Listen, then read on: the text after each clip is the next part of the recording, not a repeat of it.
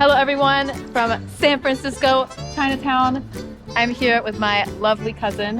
Hello. This is Eliza, and today we're going to be exploring this very interesting place, and we're going to see just how similar it is to China. I moved to China in 2018, and I've lived in 4 different cities throughout the country: Nanjing, Shanghai, Beijing, and Chengdu. And I've traveled to dozens and dozens of Chinese cities, towns, and villages over the years, so I've seen quite a bit of life in China. I've never been here before, so it is going to be just as exciting for you as it is for me. Or what was I trying to say? For me as it is for you. Yeah, that's good. Yeah, okay. I've never been here before, so this is a very foreign experience for me. So let's check it out.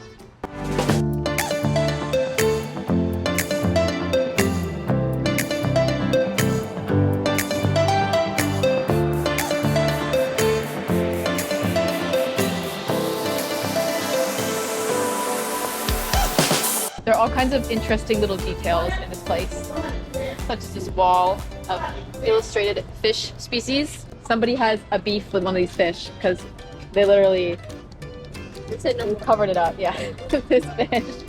Apparently, this street here used to be like the fish hawker lane. Everyone would come here to sell preserved fish, but alas, those days are no more. It's just a really average little alley with a cute fish mural to remind you of its past. So if you're curious about the name of a species of fish in Chinese, you got it. Is it useful or is it useful? It's useful. Checking out a little grocery store type establishment. I think it's a medicine store because it's got that business back there. No, it's got fruit too. I think it's just everything. Checking out a Chinatown everything store. Eliza tried guessing what some of the items in the store were, and can't deny some of these things are a bit on the unexpected side. Slivered almonds, I can tell you that much. Are you sure though? Actually, it's no. a mulberry twig. Most things in these shops, like the endless selection of tea-making items and the ever so appetizing jars of dried sea cucumbers, are a regular sighting for me throughout China. But some other things in Chinatown I've never seen before, like this. It's called fa cai, which literally means hair vegetable. I have to say, this thing looks a little bit familiar, like I've seen it somewhere before. China has a crazy amount of diversity in local produce, so it's not that big of a surprise I've never seen this little guy anywhere in China before. But there are some foods here in Chinatown that you really will not find in China anywhere. Fun fact of the day, these are not a thing in China. I've never seen them before, ever. These were created by Chinese immigrants in the US. If you're not aware, a fortune cookie is a crispy little biscuit that has a strip of paper inside that tells you your fortune or gives you a piece of wisdom. I always thought these must be super common in China because they're in every Chinese restaurant in the US until I actually moved to China and never saw one, ever. Aside from these buns, which are quite authentic, a lot of the Chinese food in the US is pretty different from the Chinese food that you will actually experience in China. And San Francisco Chinatown was no exception. It's like this place evolved its own unique cuisine over the decades, unlike anywhere else on Earth.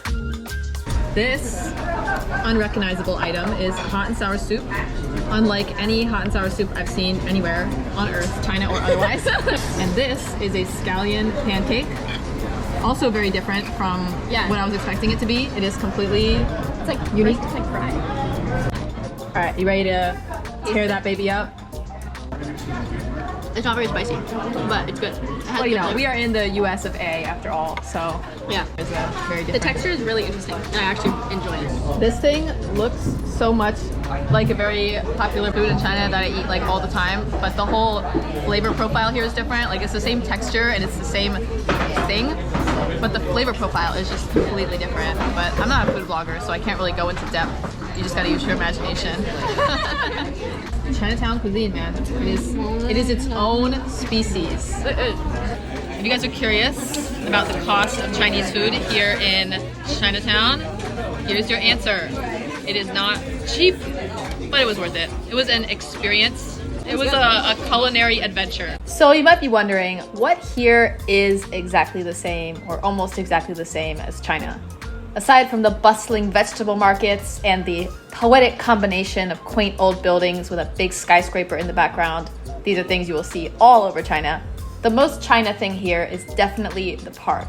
Even though it's missing the exercise equipment and manicured greenery that are staples of every Chinese park, the core component is the same, which is the people and what they are doing.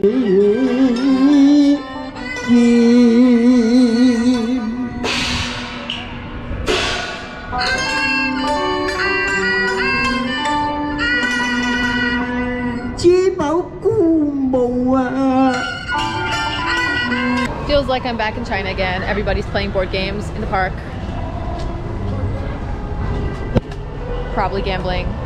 Out of everywhere in Chinatown, this is the place that feels the most similar to China. The parks are always popping with grandmas and grandpas playing board games and gambling and gossiping and whatever. And the sound of these instruments. Yes, I feel like I'm in China again. The grandmas and grandpas are what give the soul to parks in China, and it is the same here in Chinatown. Look at that. Yeah, it has its differences, but San Francisco Chinatown is a great way to get a little taste of some aspects of China from all the way on the other side of the earth. Want to know how else you can experience China before you actually get a chance to visit it yourself? That would be with today's sponsor, Rosetta Stone. Rosetta Stone is a language learning platform that offers 25 different languages, ranging from beginner to intermediate to advanced levels. It has listening, reading, speaking, and writing modules, so you can choose a learning plan that suits your needs. Unlike a lot of other language learning apps where the main focus is on memorizing vocabulary words, Rosetta Stone puts you in an immersion environment where you can use context clues to build your understanding of the language without ever hearing a word of your native language. This is particularly valuable for languages that are completely unrelated to your mother language. Rosetta Stone will guide you step by step from not knowing a single word of this unfamiliar gibberish to being able to understand and use the language in everyday contexts and even read and write it if you choose those modules. All you need is a computer, phone, or tablet and the patience to go through all the modules, and Rosetta Stone will take you from hello and goodbye all the way to some pretty complicated stuff. 地球是离太阳第三近的行星。你能推荐一部电影吗？能，我刚看完了这部电影，是我最喜欢的男演员的。你想借吗？想，谢谢。Rosetta Stone makes learning a new language so much more relaxing, rewarding, and fun. So what are you guys waiting for? If you want to learn a new language or improve a language you're already learning, you guys can check out the link in the description. There is an amazing deal going on right now. Rosetta Stone is usually $299 for a lifetime subscription. It is now $179, so grab that deal while it's still here. There is a 30-day refund period, so don't be scared if you think maybe it's not the right fit for you. You can give it a try, risk-free. Check out the link if you guys are interested. And now back to San Francisco Chinatown. If you're in the US and you're learning Mandarin, don't expect to be able to get a ton of use out of it in Chinatown. San Francisco Chinatown was established in the mid-1800s when the vast majority of Chinese immigrants were from Fujian and Guangdong provinces. For over a century, these two provinces were the main source of Chinese immigrants and the spread of Chinese culture around the world. And at the time when Chinatowns were established, all the way up until just a few decades ago, Mandarin really was not the standardized language in China as it is now. So the main languages spoken here are Cantonese and some southern dialects like Toisan and Hokkien. 这是你写的吗？写得很好看。怎么？你写字很好看。很好看。 Not everyone here speaks English, but you'll have much better luck with English here than you will with Mandarin. How many years have you guys been doing this for? 10 years, over 10 years. 10 years? Yeah. Wow, that's Where are you awesome. from? I'm from Virginia. Virginia. Yeah. Oh, really far, huh? Yes, very far.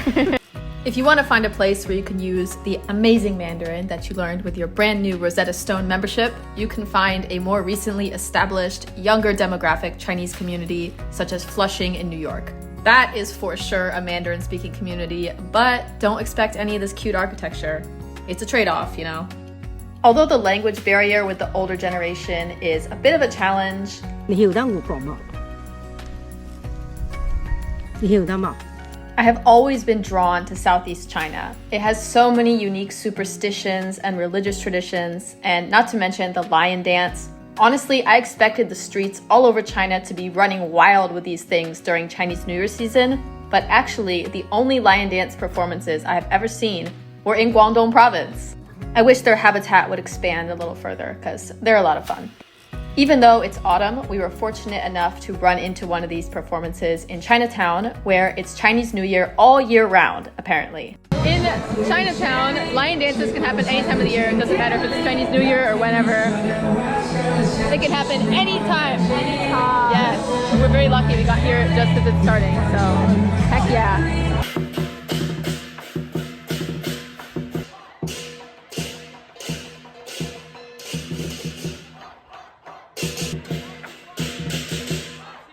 The exact origin of the lion dance isn't very clear. There's tons of different stories about it, and there's no way I can possibly get into it in this short little video.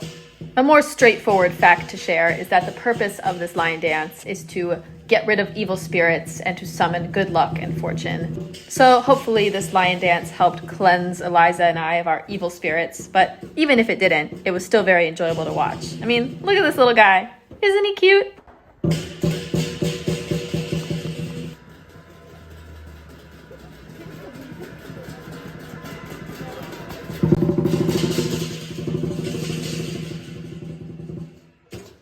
And this is the most important part. The petting session. Can't have a lion dance without this. Even though I still don't really see the resemblance between these little guys and lions, this was still definitely the highlight of our visit to San Francisco Chinatown. 10 out of 10 recommend. Excellent performance. The architecture, culture, and the overall vibe of San Francisco Chinatown are very similar to the old neighborhoods of cities in Southeast China, but don't expect the new neighborhoods or the rest of the country to look or feel very much like this. China is a super diverse country with a little bit of everything, and it's also developing at a breakneck pace, and the lifestyle of the older generations and the younger generations are extremely different. Overall, Chinatown mostly represents the culture of Southeast China, particularly the older generation. If you visit China and you're looking for a place with this kind of a vibe, I recommend checking out some old neighborhoods in Guangdong or Fujian province. And that's all for today, everyone. Eliza and I have some more adventures in California to get on with. I hope you guys enjoyed this little window into this very unique place. It is a special little ecosystem that isn't quite the US and isn't quite China. It's just completely its own thing. And if you guys are even remotely in the vicinity of San Francisco Chinatown, I highly recommend paying it a visit. And while you're here, make sure to try the dim sum, listen to the elderly people doing karaoke in the park, and pet the lions. See you all next time.